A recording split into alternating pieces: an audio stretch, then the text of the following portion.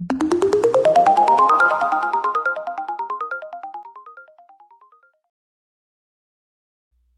right, let's talk about the state of Jefferson, the 51st state in the Union. What, you didn't know there were 51 states in the United States? Well, there's not, yet.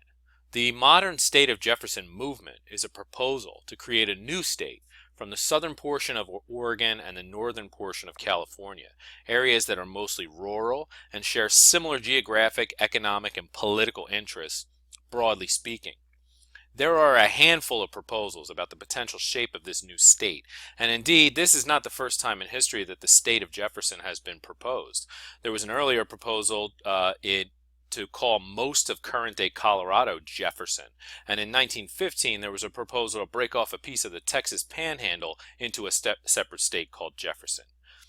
The current concept can be dated back to 1941, when the mayor of Port Orford, Oregon, suggested that various counties north and south of the state line join together to form a new state. The next month, a group of men stopped traffic on Highway 99 near Wairika to hand out copies of a Proclamation of Independence, declaring the state of Jefferson to be in, quote, patriotic rebellion against the states of California and Oregon, and that they would continue to, quote, secede every Thursday until further notice. The 49th state, this would become the 49th state because they said it was not fairly represented in Sacramento. That was their argument. The state split movement died with the onset of World War II.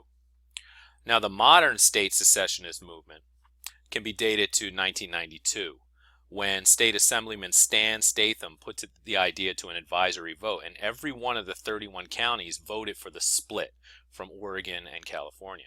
This then moved to state legislation, but the bill died in committee. Beginning in 2010, the movement has gained traction with meetings, bill proposals, and events common all over this area. Proponents argue that, much like the American Revolution, their grievances are rooted in a feeling of isolation from the state government, and the idea that they're not adequately represented in the state capitals, which focus on cities and ignore rural concerns. At various points in history, parts of the country have talked about separation and secession, and they invariably trace their arguments back to the American Revolution and the drafting of the Constitution of the United States. So, for this history of now peace, I want you to think about these concepts of separation and unity in American history. Is voluntary separation from the larger union a right of the people, and specifically a right of the states? And if so, what exactly unites the United States?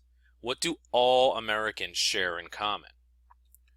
Explore your ideas, find links on the internet or in print media, and discuss all this on the discussion board to gather up some points. And try to connect this to what we're studying right now in the American Revolution, and then forthcoming in the origins of the United States Constitution.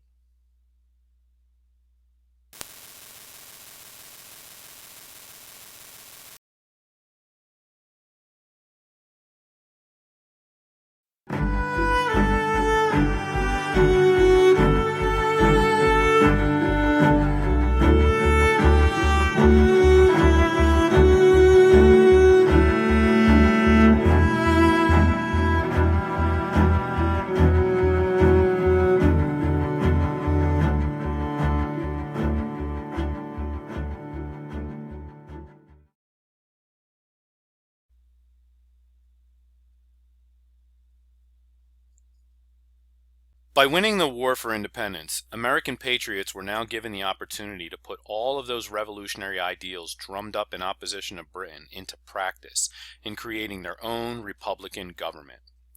In 1783, the United States sent John Jay, Benjamin Franklin, and John Adams to England to negotiate the terms that would end the war. The conditions were highly favorable to the United States. In the Treaty of Paris, Britain recognized American independence and ceded claims to the lands of the original 13 states, as well as the chunk of territory won from the French in the 7 Years' War. The United States also won fishing rights off the Canadian coast. For their part, the Americans agreed that British merchants and loyalists had a right to recover property lost during the war, and that the United States government would assume responsibility for collecting that debt from Americans. By signing the Treaty of Paris in 1783, the national and state governments were presumably now free to govern themselves in the name of liberty, equality, and democracy. But the Treaty of Paris only ended the war. In the aftermath, Americans faced great and mounting questions about the future of their democratic experiment. How would the new national government balance individual liberty and state authority? Could the emancipated states harmoniously share power with Congress? How would Americans deal with the crushing debt and economic instability brought about by 7 years of war? And perhaps the most challenging and elusive question of them all, what exactly was this new nation, this United States of America? For 4 years following the conclusion of the Revolutionary War, from 1783 to 1787, these questions loomed large on the minds of Americans of all classes and backgrounds. And by the end of this turbulent period, some of those Americans sought to address those questions by establishing a larger, more powerful federal government through ratification of the Constitution of the United States. Now, here are some big questions that we're going to begin answering in this video. What is the Constitution? Why was the Constitution adopted? Now, to move us towards these answers, which are going to take us from now all through next week and beyond, I'm going to set you up with a historical problem and a historical question. Okay, so first, the problem, or the premise. In 1783, there were very few Americans who would have imagined that in just 4 years they would have a new constitution that created a more powerful centralized government. And yet, that's exactly what happened. Now here's the historical question. Why was a constitution so unlikely? And how do we explain its ultimate adoption? I want you to spend some time thinking about this premise and these questions. From your knowledge of the causes and objectives of the American Revolution, you should be able to explain the sentiments of Americans in this period about large, centralized state power, and why very few Americans would have imagined that in 4 years they would have a stronger, more powerful national government. As for those questions, these are fundamentally historical questions. They're asking you to recognize that a significant change in American politics took place during an identifiable span of time, these 4 years between 1783 and 1787. We know what that change was. It was the shift from almost outright hostility to centralized power to the adoption of a powerful federal state in the Constitution. In the years following the Revolutionary War was an incredibly active and dynamic period in the history of the United States. In these years that we're looking at on this timeline, the states, through their popularly elected governments and empowered state constitutions, took center stage in the drama of democracy. While Congress had authority to coordinate national policy, it was the states that exercised tremendous power directly over and through their citizens. On this more local level, the period from 1783 to 1787 was a period of furious democratic legislative activity. And this should come as no surprise. After all, it was the states that mobilized for independence, justifying revolution in the name of local representative democracy, as opposed to the distant, arbitrary rule of British Parliament across the Atlantic. The first Constitution of the United States, the Articles of Confederation, were specifically designed to minimize the size and the reach of the national government. and to reserve significant powers to the individual states. Congress, under the Articles of Confederation, could conduct wars. It could negotiate international treaties. And it could appropriate, borrow, and issue money. But Congress did not have the power to regulate trade. It did not have the power to draft troops. And critically, Congress, under the Articles of Confederation, did not have the power to levy taxes directly on the people. There was no separate executive branch under the Articles of Confederation, and each state had a single vote in Congress, with a minimum of 9 votes required to approve any important measure. Take a look at these limits to power in the Articles of Confederation. You should be able to explain exactly why that generation of Americans that fought the American Revolution saw no reason for a single executive. They refused to grant the centralized government such powers as drafting troops, and you definitely should be able to explain why the Articles of Confederation did not give the powers to Congress to tax. So when we look at this period from the perspective of the newly empowered states, there was a sense of excitement and exuberance about the flowering of democracy and the unleashing of opportunities previously constrained by the politics of the British Empire. The economies were bubbling. It's erratically, it's true, but bubbling nonetheless, as testified by the bewildering flurry of paper currencies being printed by the various states and the national government. There was vibrant social and economic transformation taking place. People were marrying younger and going after their pursuit of happiness. This was evident all along the western frontier, which exploded with settlement once the restraints of empire had been removed. John Jay called this the, quote, rage for immigrating to the western country, one of the biggest issues for the states to confront as expansion exacerbated tensions with Indians and between the states themselves. What the United States had was essentially 2 government structures, one on the national level and one on the state level. And the Articles of Confederation were viewed less as the basis for a strong centralized state than they were as a loose league or treaty of individual sovereign states, each jealously guarding its newly won power. And indeed, the most commonly held theories about Republican government suggested that this was as it should be. So once again, the big question is, how do we get to the enlarged federal government of the Constitution in just 4 years? And the answer is that not all Americans saw the activity of these years as a benevolent flowering of democratic opportunity. For others, an important constituency of Americans, what was happening across the United States was economic and social upheaval, spiraling instability, and national weakness. What they saw happening in these 4 years was chaos. Precisely what state-level enthusiasts were celebrating, proliferating paper money, the frenzy for Western lands, and the flood of state government legislation, were seen by others as evidence that the new country was on a quick downward spiral, and that if something were not done to arrest the multiplying crises, the Republican experiment would collapse before it ever had a chance to get started. So why did many see the situation as so dangerously critical? Evidence of chaos between 83 and 87 can be divided into 3 major problems on a national scale that Congress, with its limited powers under the Articles of Confederation, was forced to confront.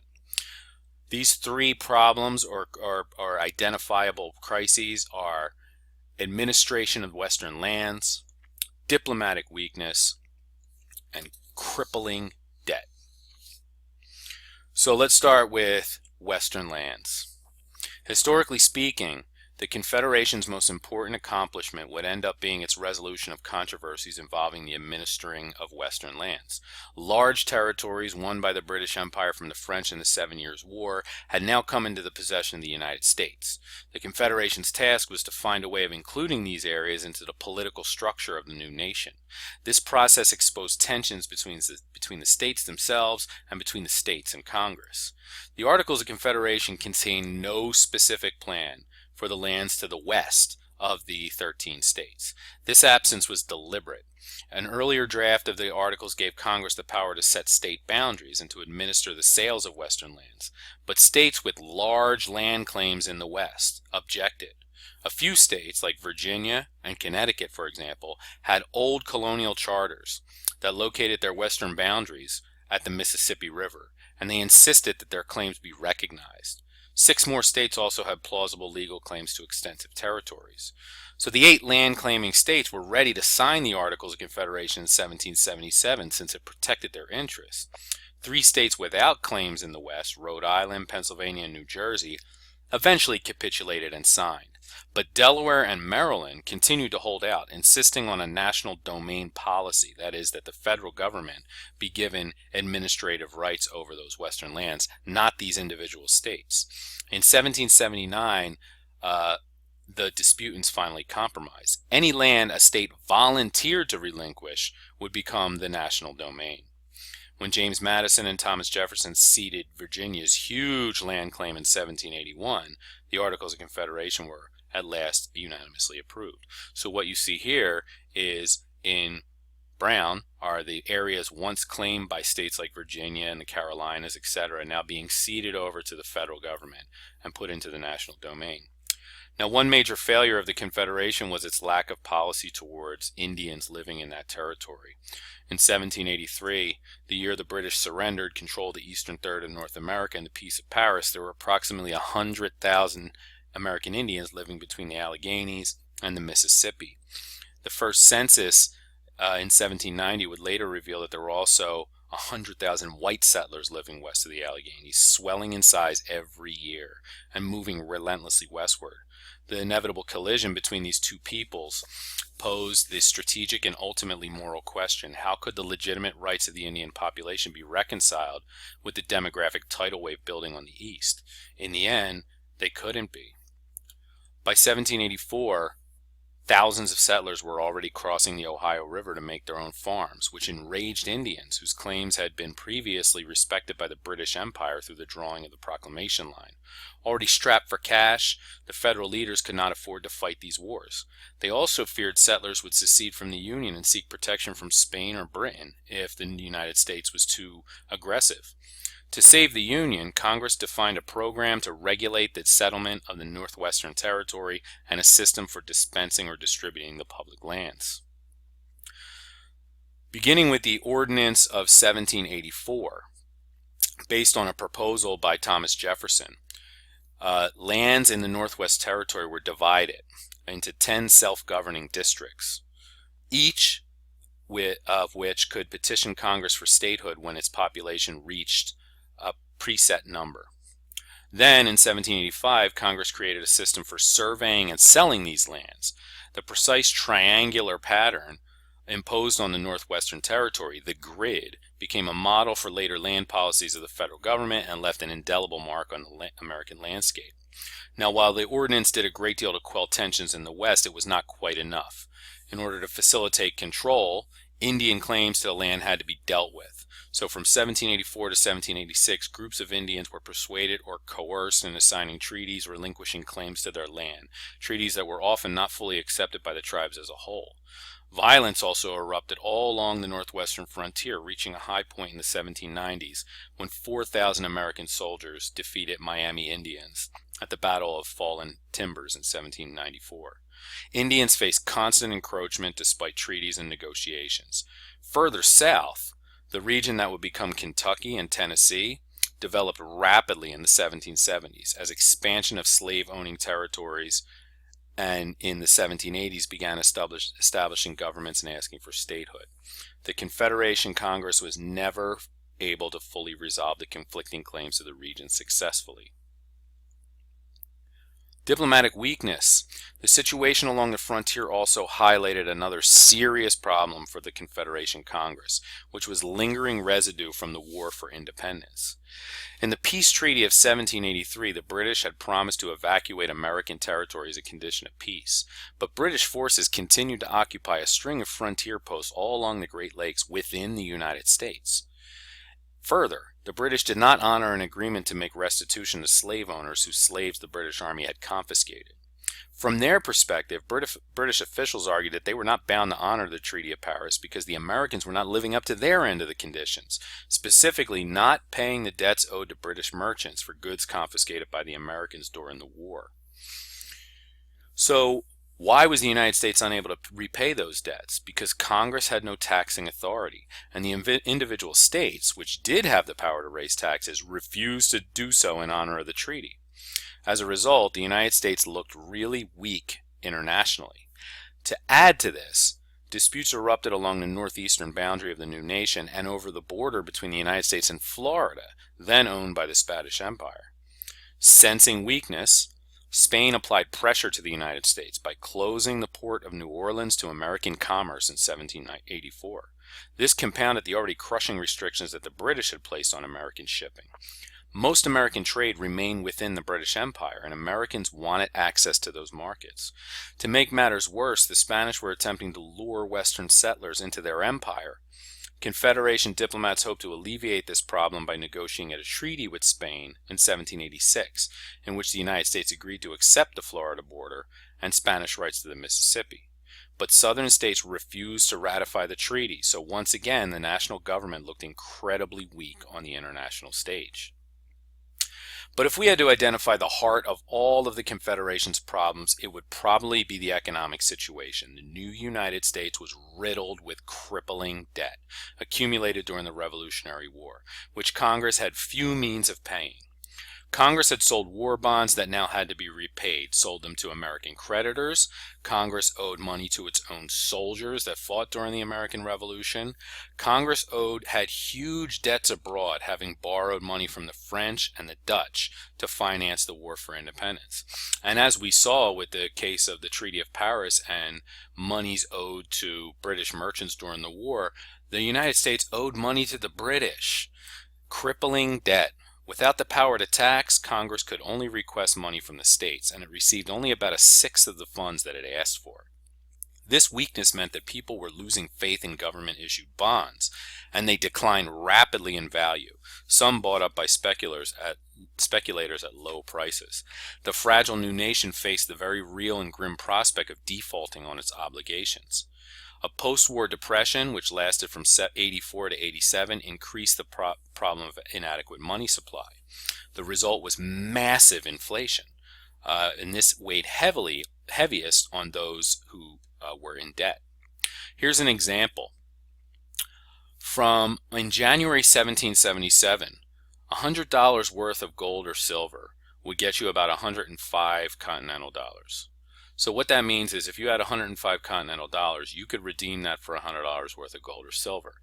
That means the continental dollars are they've depreciated in value a little bit, but it's still a kind of good deal compared to what's about to come. In only 3 years, by January 1780, now you needed 2,934 continental dollars to get $100 worth of gold or silver. That is massive inflation. Again, Congress under the Articles of Confederation was considered to be a replacement for the British Crown. It could do many things, but it cannot tax. Just as the king couldn't tax in Britain, the Congress under the Articles of Confederation could not tax in the United States. And many were quickly coming to believe that this was not only a serious problem, that it was a potentially fatal problem.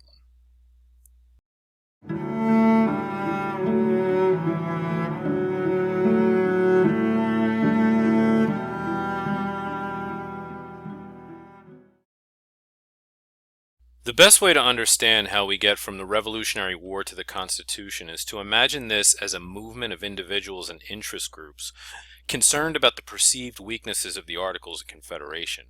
They begin to argue that what is necessary is real reform on the national level, and that means reforming the Articles of Confederation. So, what are these interest groups? Who are they? And why are they specifically calling for constitutional reform? Well, let's break this down. Officers and soldiers who fought in the war are a vocal and powerful constituency unhappy with the current state of affairs, and for one brief moment, their discontent came very close to outright rebellion against the new United States government. Now remember, soldiers and officers were among those to whom the federal government owed money. Only a few years into the war, continental currency had depreciated to near worthlessness, and soldiers were kept in the field with promises of pay once the war was over. In 1780, Congress had promised Army officers a lifetime pension of half their pay when they were discharged. Such promises were the only way to maintain the military for the cash-strapped federal government. But of course, as we've seen, when the war ended, Congress had no money, only debt. Attempts to empower Congress to impose a tax on imports was defeated by the states in 1782. But as the war was winding down, a nationalist faction was emerging in Congress who endorsed tax proposals as a way to fund the Army. Congress debated the issue of Army pensions without any solution, and more officers were becoming disgruntled. It's a dangerous thing to have a dissatisfied military. One potentially ominous sign of this growing military interest bloc was the founding of the Society of Cincinnati in 1783. The society was meant to be a sort of hereditary citizen-soldier society, a fellowship of officers who fought in the war and were dedicated to preserving the ideals of the Revolution by passing their positions and ideals down to their children. They also had sought to lobby in the national government. Non-military people feared that this was a secret society that was creating a system of hierarchy and aristocracy like in England, which the Americans had just thrown off. At the same time, Army officers camped in Newburgh, New York, meeting anonymously and drafting letters referred to unspecified actions that they were preparing to take against Congress if their demands for 5 years' pay up front were not met now. It was taken by many for what it was, the threat of a military takeover of the government. A second letter from the officers even claimed that the Newburgh conspirators had the backing of George Washington himself. In response, Washington himself went to New York to surprise and confront the officers at the camp. He later said that he could tell by the faces of many of the officers who hadn't been paid for a long time that they were really angry and didn't show the respect for Washington that they had in the past. Washington delivered a short but intense speech that comes to be known as the Newburgh Address, in which he cautioned them to be patient and urged them to oppose anyone, quote, who wickedly attempts to open the floodgates of civil discord and deluge our rising empire in blood. That is, he was telling these officers to not rebel against the government. As he read the speech, he fumbled for his glasses, saying, "Gentlemen, you will permit me to put on my spectacles, for I have not only grown gray, but almost blind in the service of my country." Realizing how much Washington had sacrificed for the Revolution, many of the men broke into tears, and the potential coup collapsed. George Washington was a nationalist. These events convinced Washington that there were serious security dangers connected to the weak finances of the federal government, and that reform was necessary. To undercut any further attempts to enlist him in such a military conspiracy, he officially resigned his commission as Commander-in-Chief in December 1783.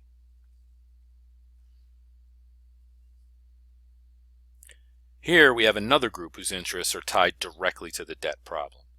Creditors were, simply put, the ones to whom the government owed money. They were the wealthier elements of American society who had partially funded the Revolutionary War by buying federal bonds and certificates.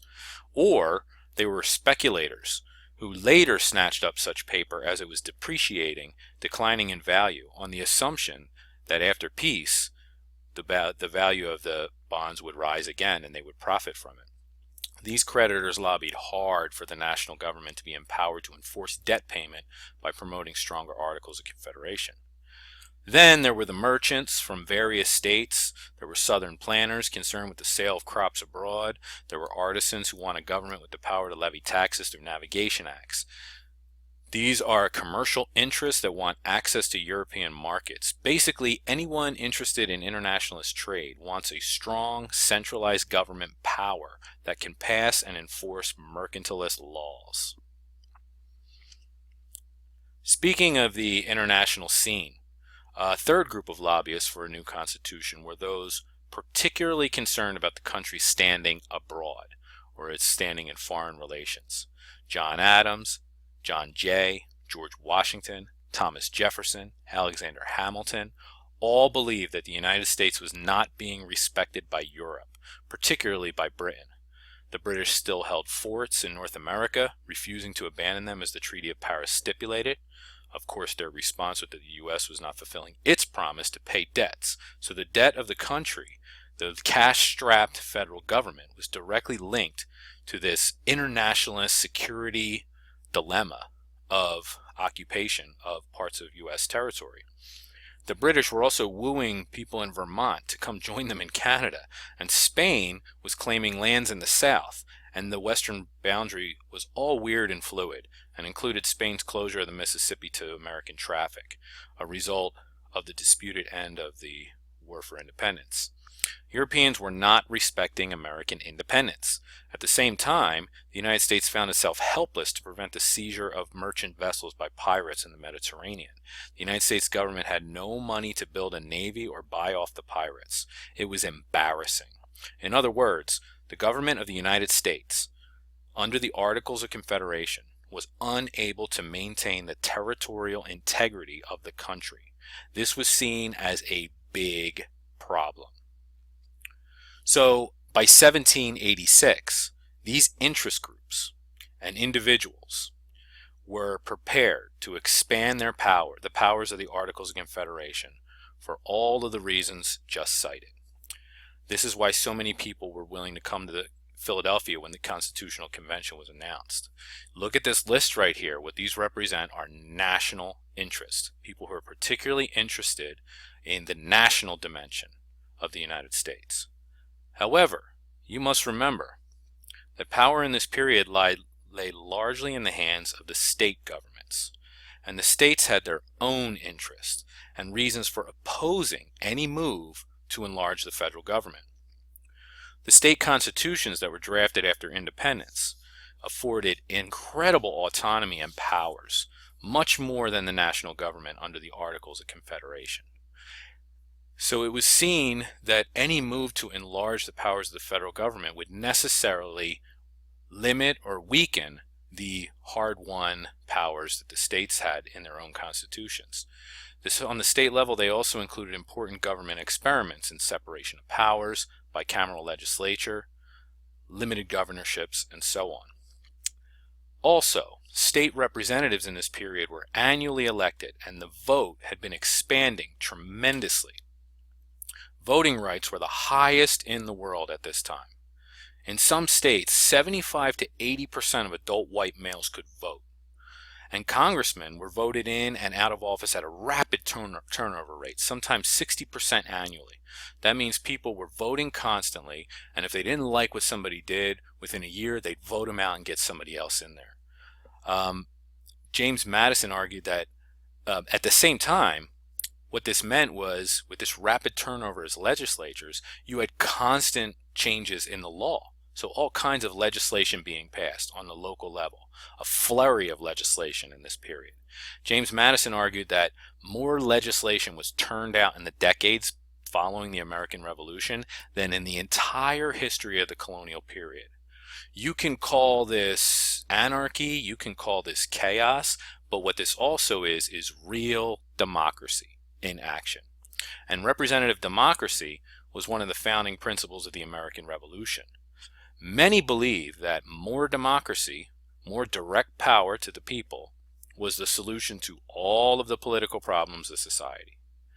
But now, some important nationalist leaders on the other side were coming to believe, much to their own surprise, that democracy could actually be a problem, a serious problem, and that its solution was a larger federal government.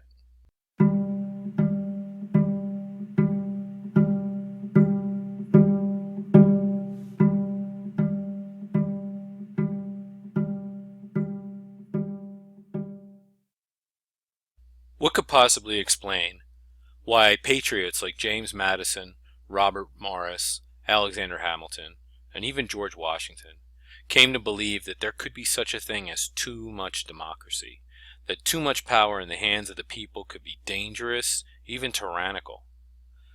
Let's go back to that flurry of democratic activity taking place at the state level, in the local legislatures. In places like Virginia and Massachusetts, state representatives were coming in and out of office, passing laws for the large voting constituencies that had put them there in the first place. Many, if not the majority of these voters, were farmers deeply in debt and suffering from the inflation and economic instability of these post-war years. Now, given that, what sorts of laws do you think they wanted their representatives to pass? Well, debt relief, for one thing.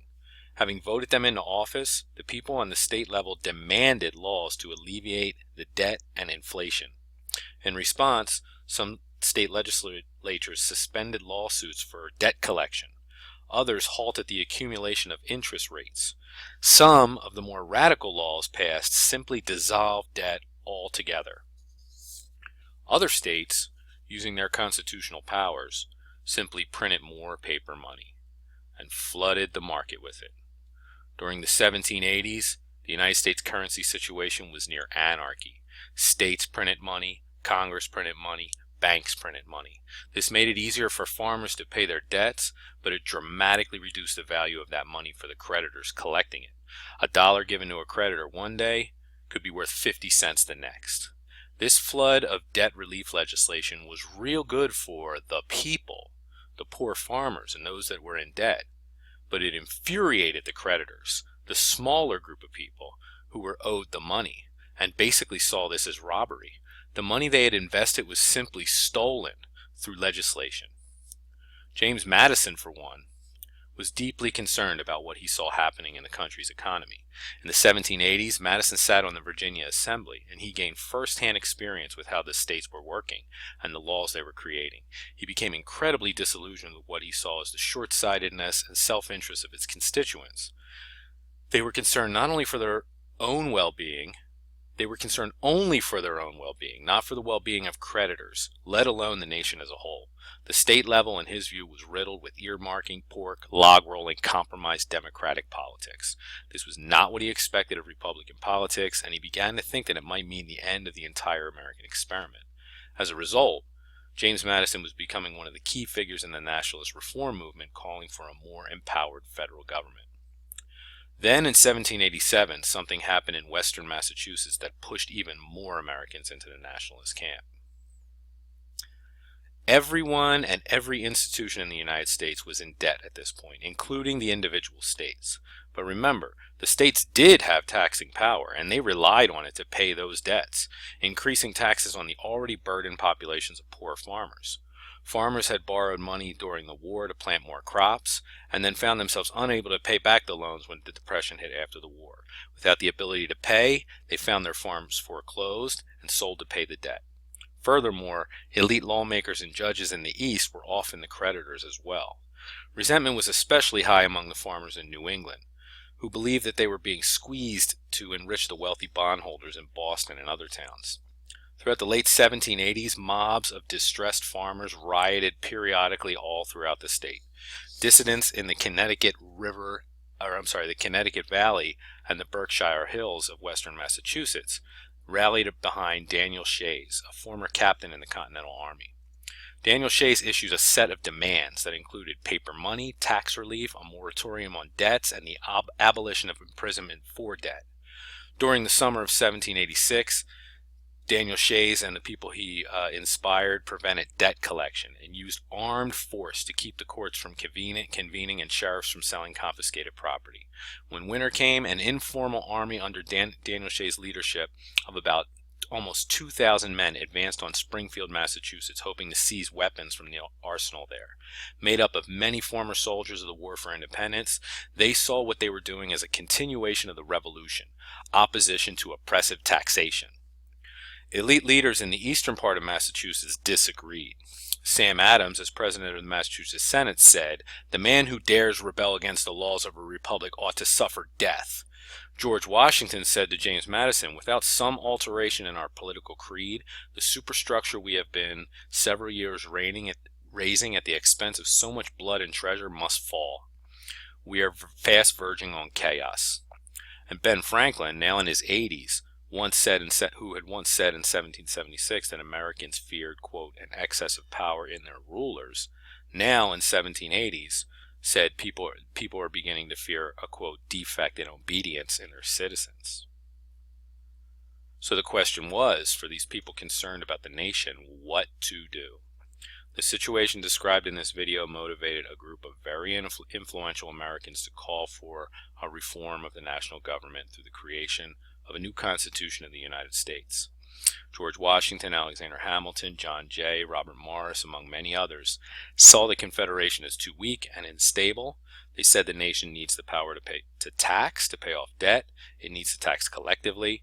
They calls arise for a solid coercive union that would have complete sovereignty over civil, military, and economic life, and they began making their case to others in speeches, pamphlets, and conventions.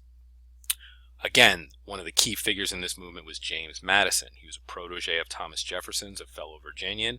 Madison experienced what he saw as the chaos of democracy firsthand in Virginia, and he more than anyone else made the most compelling arguments for curbs on democratic excess.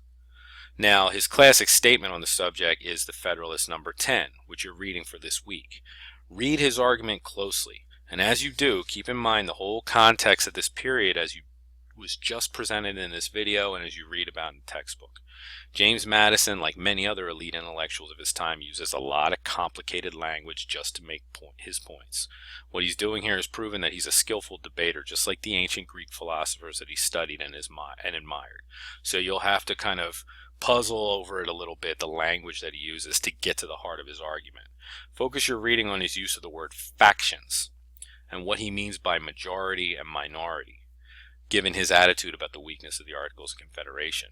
Why had Madison come to see democracy as a potential threat to individual liberty?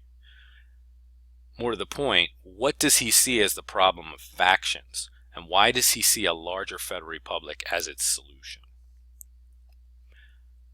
Now, James Madison was now among those in this nationalist reform movement, calling urgently for a revamped, newly empowered, centralized United States government. A decade earlier, American patriots like him had deliberately avoided creating such a strong national power. Now, with massive economic instability, foreign powers circling like vultures, rampant dissolution of debt obligations on the local level, and domestic insurgency, they had reconsidered their position. The result would be the United States Constitution.